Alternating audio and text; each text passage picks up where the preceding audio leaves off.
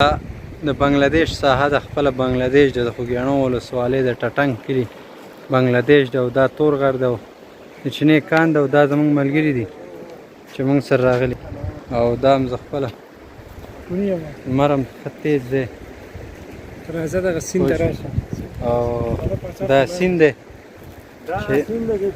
دغه کې سرخاو پل کې درومټه کې چې راځي دا همغه سیند دی چې سرخاو پله ته ورځي که نه دې ځای نه سرخاو پله ته ورځي درونټې نه چې راځي او دا چې دی اصلي د لوګر ولایت نه راغلی د سپین غر نه او دا ساحه ده دا سرخاو ورته وایي سرې اوبه دي لوګر ولایت نه راځي او دا شاته چې دی